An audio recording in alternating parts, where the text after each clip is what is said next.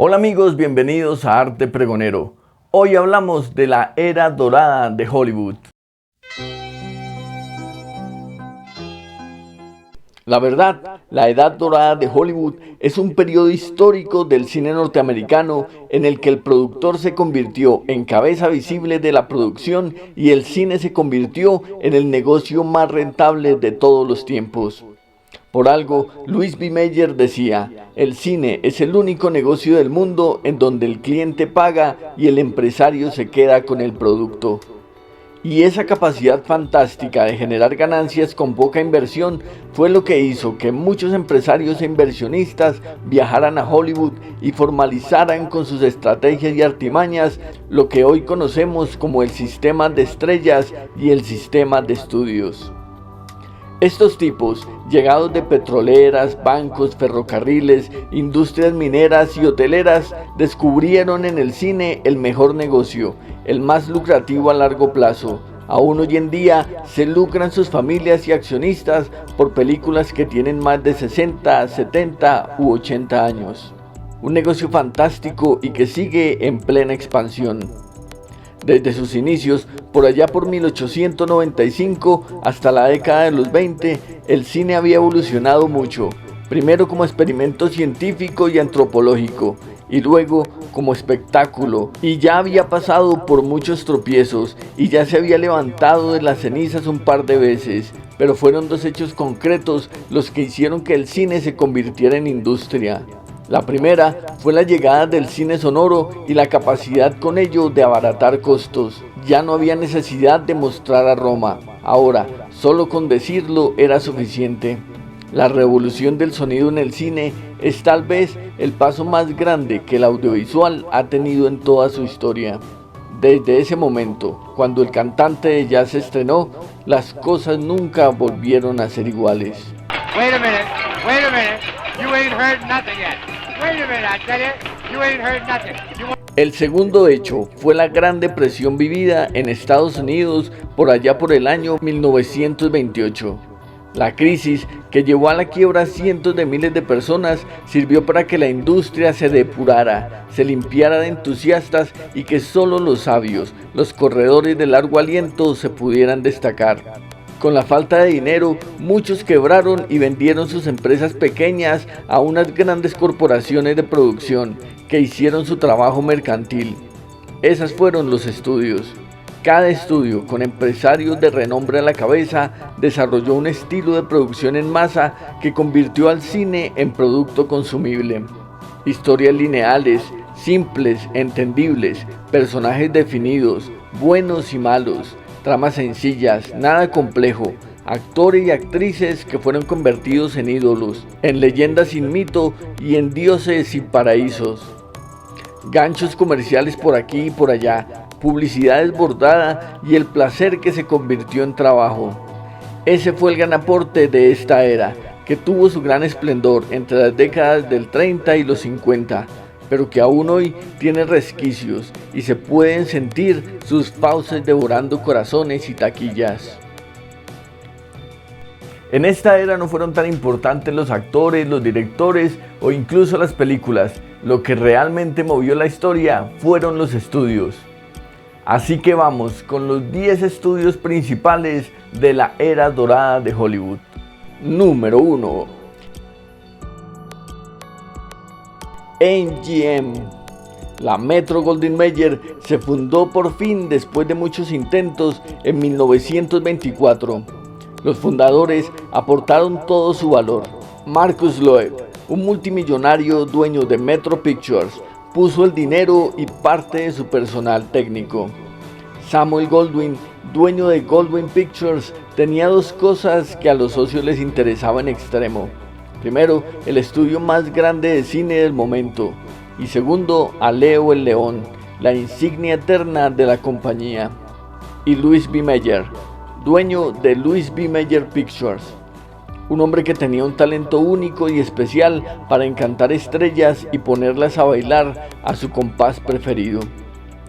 Así, en el mismo 1924 comenzaron a producir películas y de la mano de Irving Thalberg, uno de los mejores productores de la historia, la marca del león se convirtió en leyenda.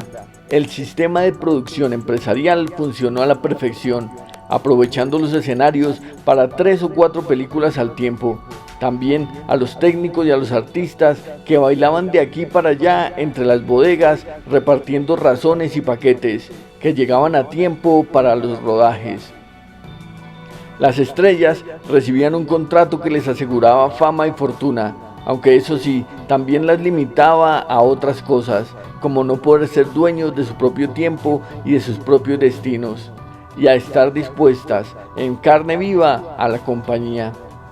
La MGM fue la productora más importante del inicio de esta era dorada, pero también fue el cementerio de estrellas y talentos más grandes que perdieron el rumbo entre estas paredes.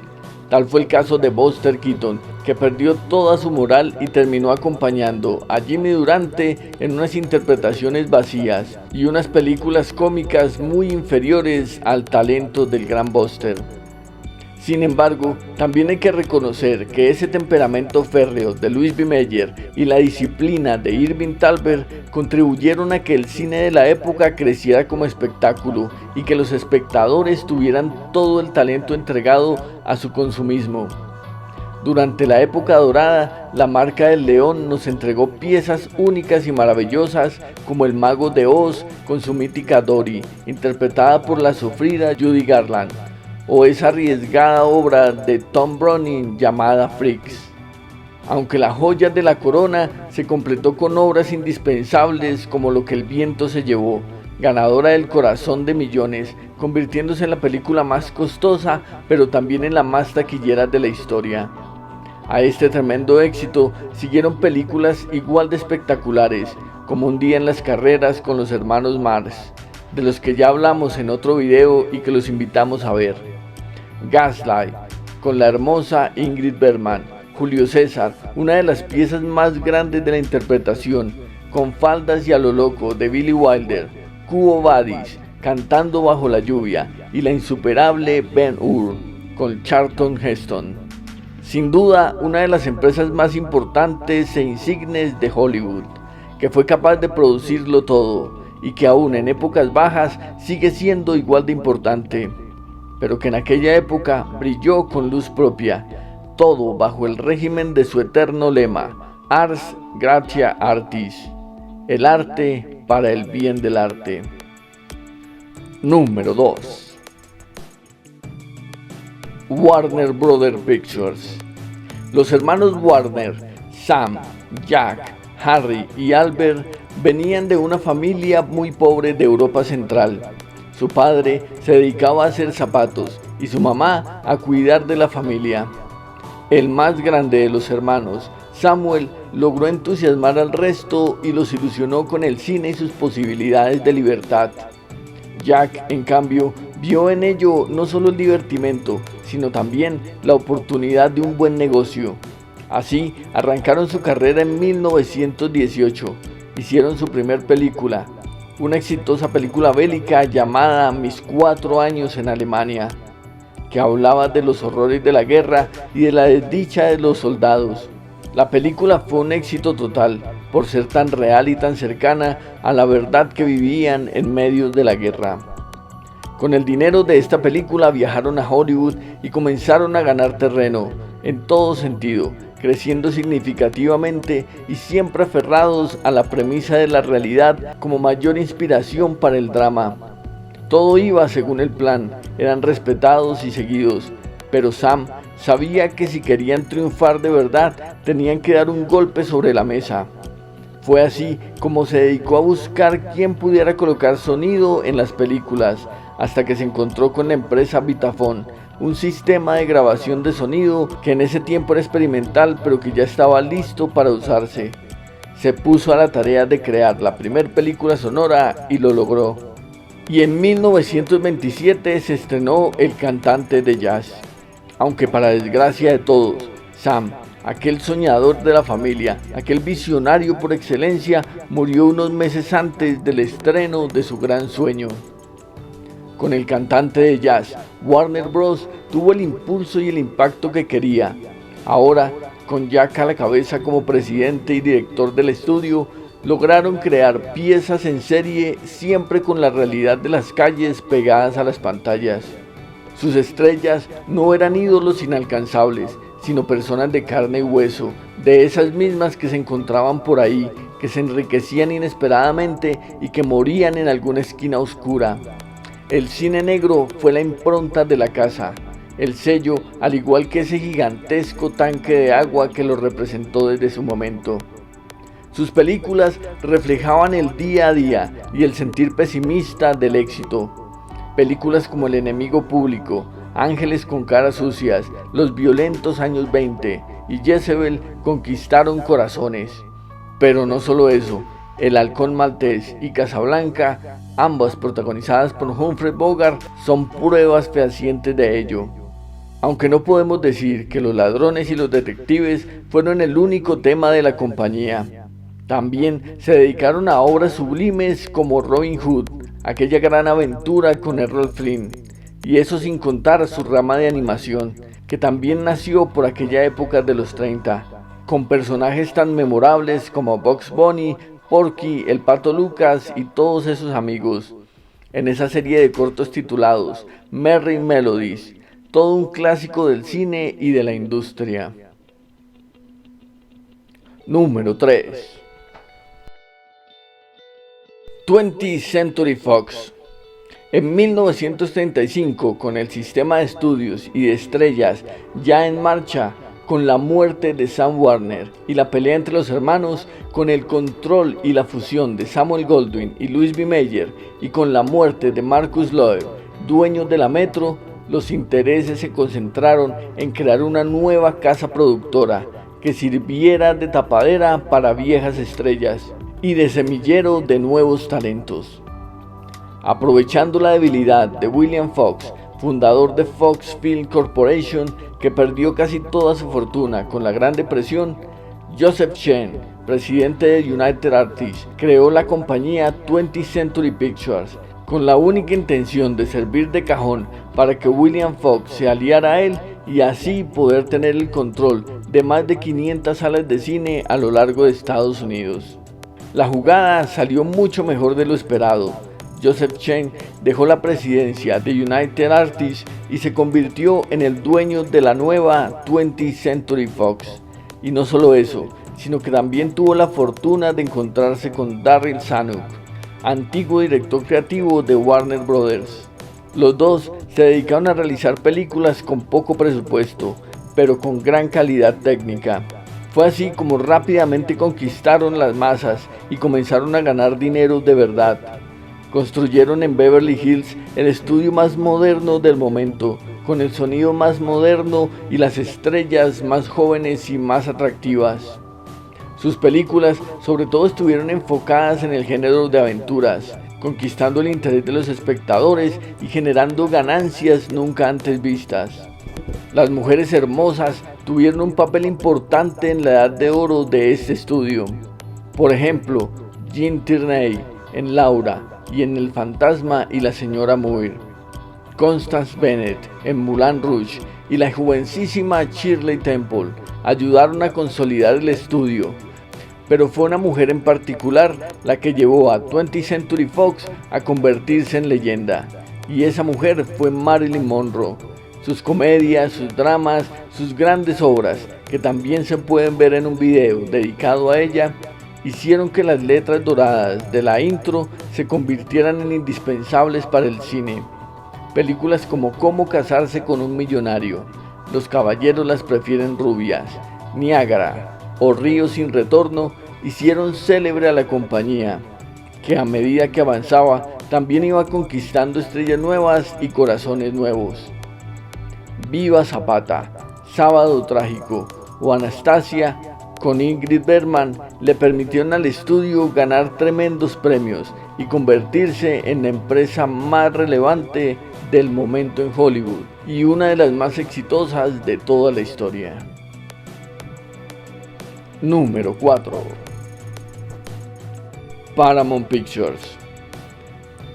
El segundo estudio más antiguo de Hollywood comenzó a producir películas en 1912, pero no fue sino hasta mediados de los años 20 que encontraron el espacio suficiente para crecer en grande.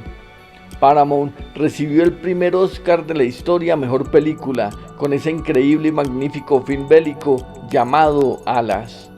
Pero no fue el único acierto de sus directivos, ya que pronto se hicieron con los talentos de los hermanos Marx, primero con Los Cuatro Cocos y luego siguiendo su carrera hasta la magnífica Sopa de Ganso. También tuvieron la fortuna de tener dos directores de lujo que aportaron experiencia y visión. El primero fue Ernest Lubitsch, con sus comedias románticas inteligentes y exitosas, llenas de estrellas hermosas y deseables.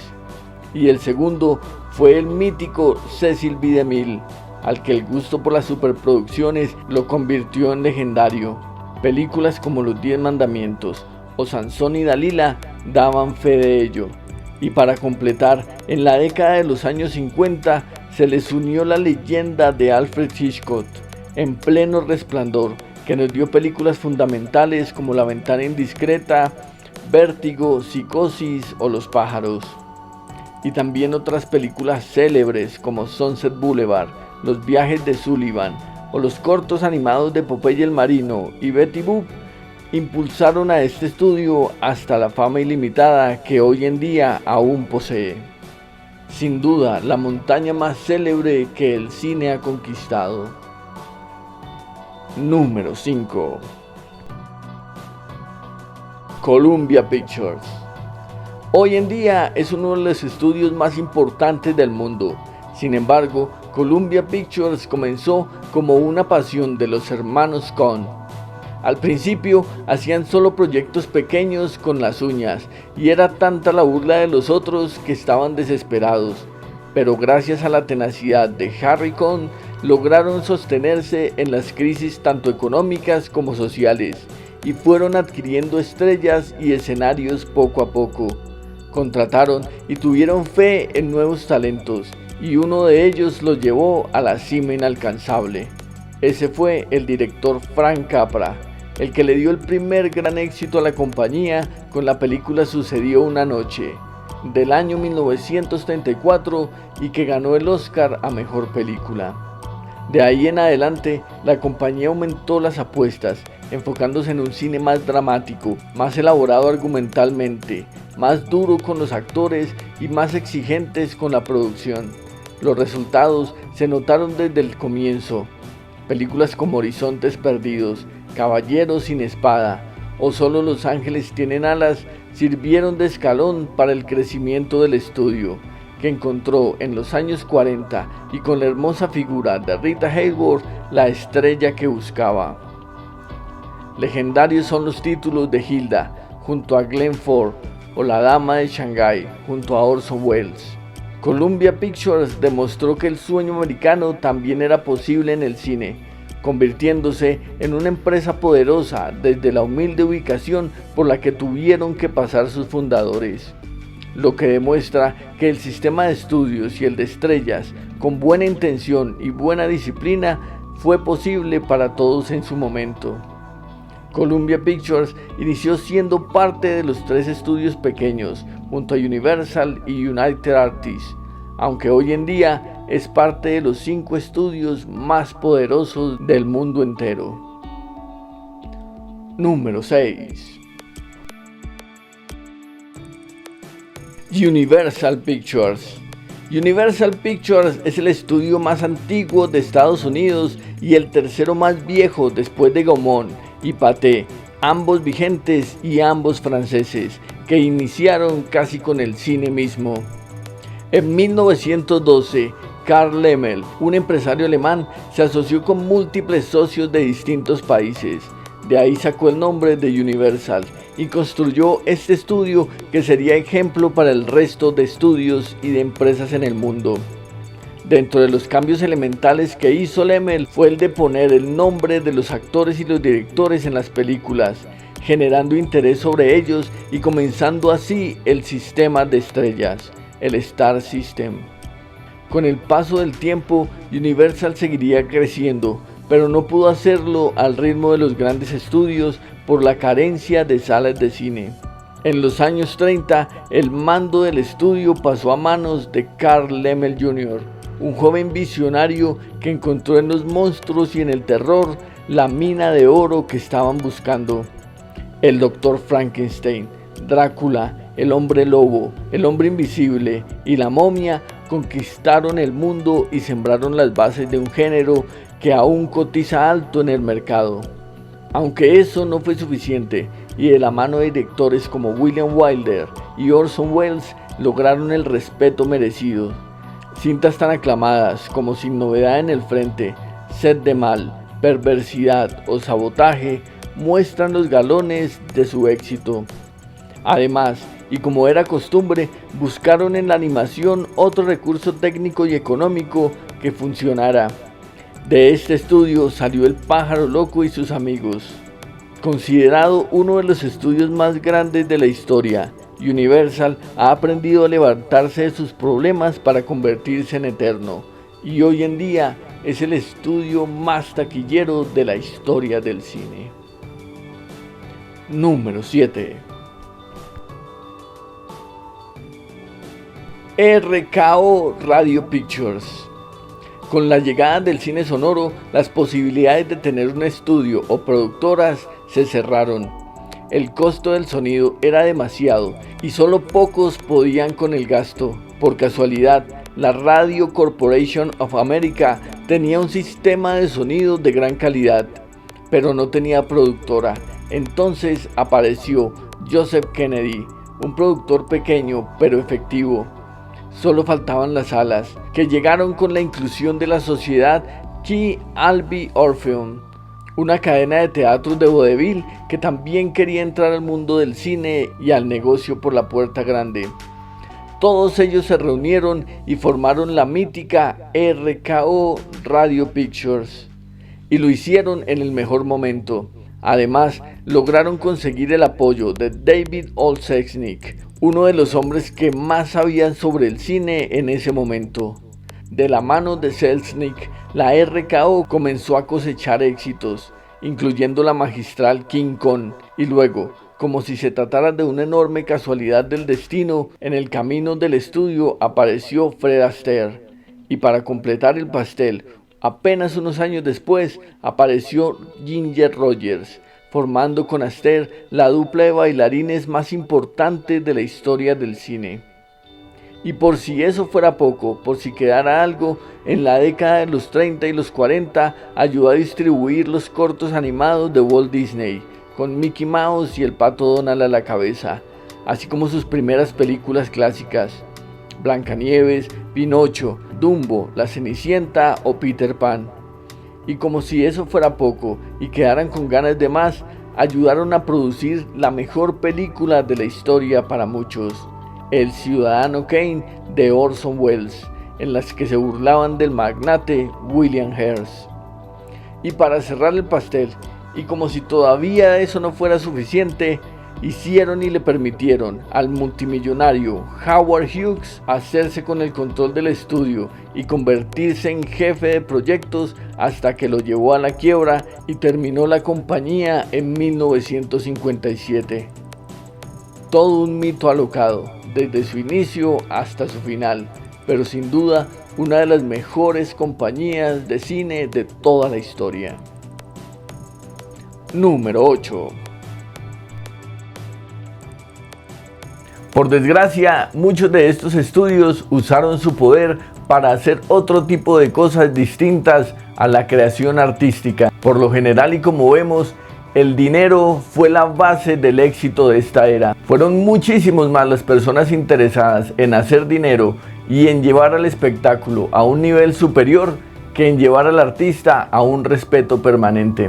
Sin embargo, también hay que admirar que lograron conquistar el mundo, y Hollywood se convirtió en la pieza más importante del cine mundial. Nos gustaría que nos dejaran en los comentarios qué otro estudio de Hollywood se quedó por fuera de la lista. Y también si alguno de ustedes quieren que hagamos un video específico sobre alguno de estos estudios. Por ahora vamos a ver 3 de las casas particularmente notables de esta era. The Walt Disney Studios. no podíamos dejar de mencionar a uno de los íconos del cine que nació en plena era dorada de Hollywood. Después de muchas dificultades, este chico de Kansas logró viajar a Los Ángeles para vender sus animaciones. Primero a la Universal, que aprovechando su inocencia se quedó con los derechos del conejo Oswald. Aprendida la lección, Walt y su hermano Roy decidieron crear sus propios dibujos. Así nació Mickey Mouse, Pluto, Donald, Minnie y tantos otros. Pero la ambición y el sueño eran largos y decidió dedicarse a la producción, a la búsqueda de dinero para su siguiente proyecto. Walt Disney entendió que el rol principal en Hollywood no era el de actor o el del director, sino el de productor, el de controlador de cada detalle, el jefe omnipresente en cada proyecto. Y así comenzó a comportarse. En 1937 estrenó Blancanieves y los 7 enanitos, un éxito que aún hoy en día recauda frutos.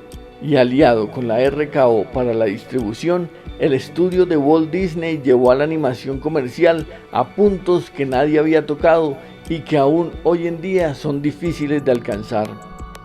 Pinocho en 1940, el golpe bajo que produjo Fantasía, la resurrección del estudio con Dumbo en 1941, la desoladora Bambi en 1942, La Cenicienta en 1950, Alicia en el País de las Maravillas en 1951 o Peter Pan en 1953, dejaron una huella y un legado tan profundo en la industria que aún hoy en día asombra y se sigue replicando o tratando de replicar. Nunca nadie tuvo tanto éxito en la animación, de hecho aún nadie lo supera, y los estudios de Walt Disney siguen siendo los más importantes en la animación mundial.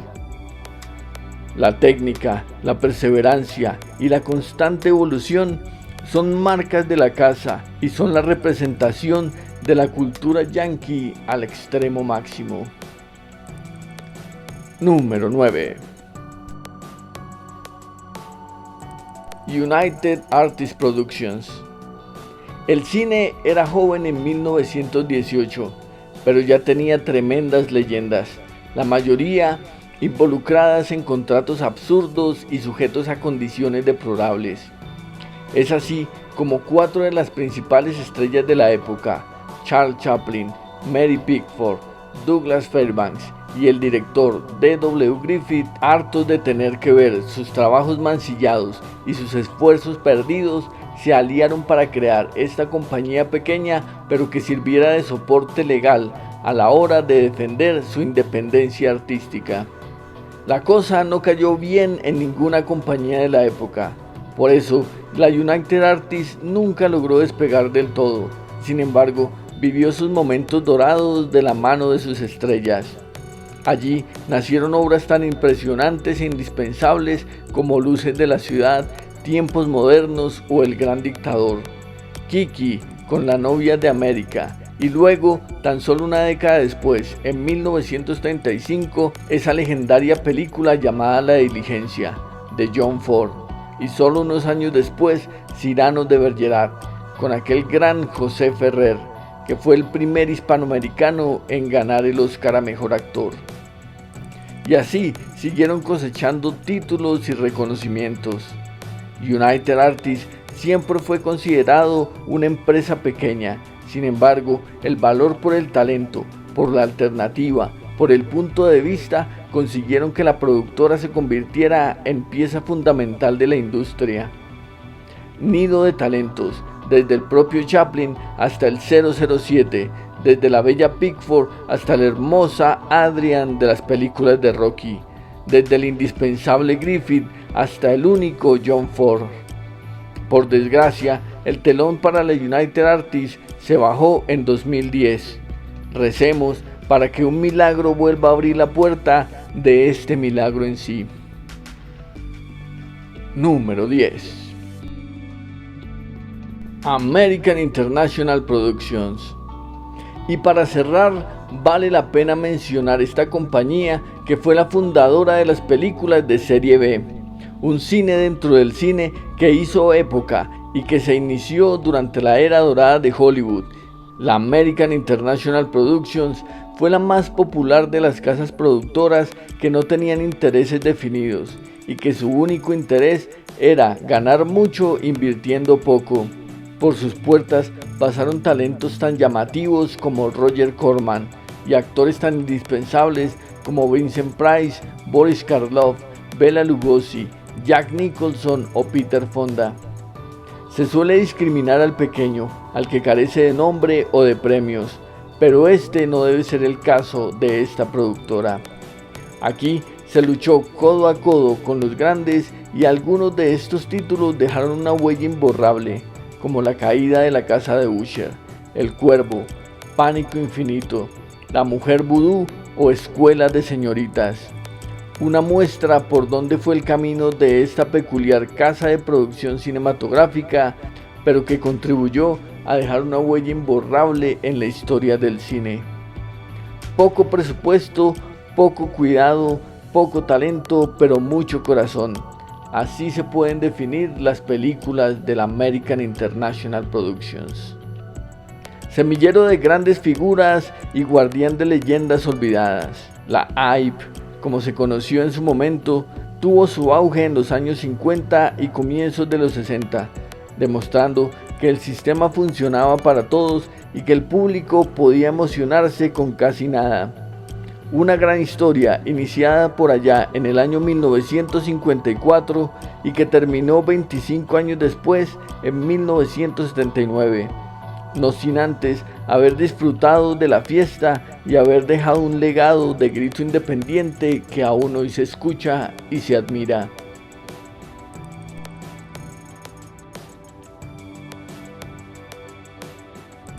El cine da para todo, pero en este momento dio muchos frutos más. Fue cuando nacieron todas las bases del cine que conocemos hoy en día. El sistema de estudios sobre el cual se producen películas como si se hicieran panes.